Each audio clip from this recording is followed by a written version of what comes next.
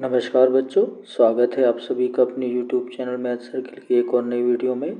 आज का हमारा टॉपिक हाई स्कूल परीक्षा 2026 का विषय गणित का यहाँ अभ्यास प्रश्न पत्र को हम हल करने वाले हैं और उसको समझने का प्रयास यहाँ हम करेंगे। चलिए हम बढ़ते हैं अपने टॉपिक की ओर। पहला प्रश्न है, सही विकल्प चुनकर लिखिए। इसका पहला, 144 के अभाज्य गुणनखंड में अभाज्य गुणनखंडों की घातों का योग है। तो यहाँ पर 2 गुणा 2 गुणा 2 गुणा 2 गुणा 3 गुणा 3 अर्थात 2 की घात 4 गुणा 3 की घात 2।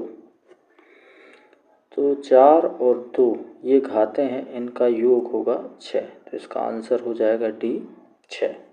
दूसरा है, द्विघात बहुपद x का वर्ग धन 5x धन 7 में शून्यकों का योग व गुणनफल का योग है।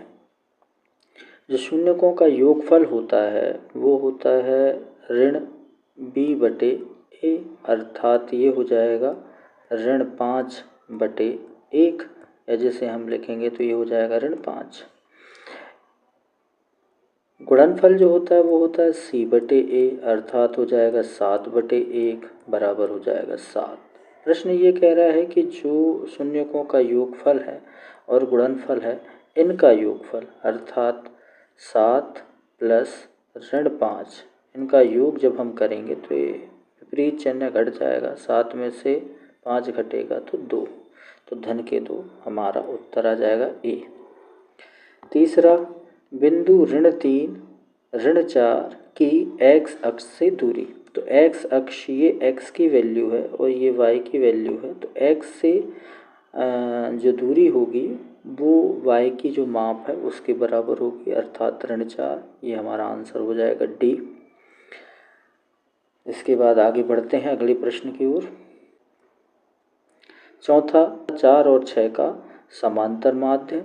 तो 4 और 6 का समांतर माध्य, इनको हम जोड़ देंगे और 2 से डिवाइड कर देंगे। तो ये हो जाएगा 4 और 6 10/2, भाग दिया तो ये कितने बार गया 5 बार। तो इसका जो आंसर है वो हो जाएगा सी 5।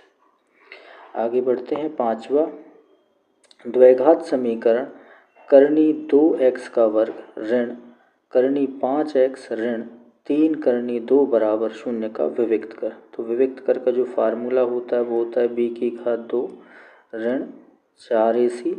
तो यहाँ b की वैल्यू है करनी 5, तो ये हो जाएगा ऋण करनी 5 का वर्ग ऋण 4 गुणा a का मान हो जाएगा करनी 2 और c का मान हो जाएगा ऋण 3 करनी 2।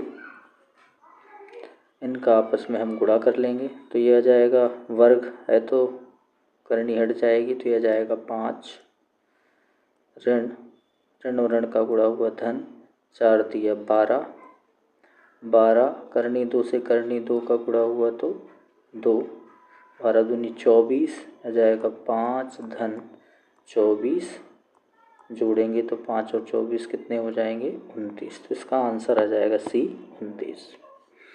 छठा, समीकरण युग्म 3x धन 4y बराबर 6 और 6x धन 8y धन 12 बराबर 0 के ग्राफ द्वारा निरूपित रेखाएं परस्पर।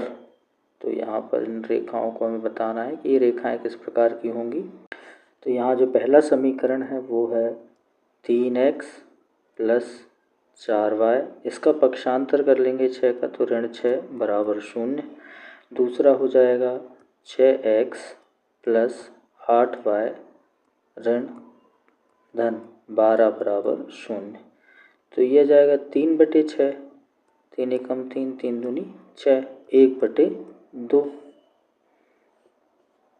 यह आ जाएगा 1/2। दूसरा देखते हैं, 4 एकम 4 4 दूनी 8, ये भी आ जाएगा 1/2।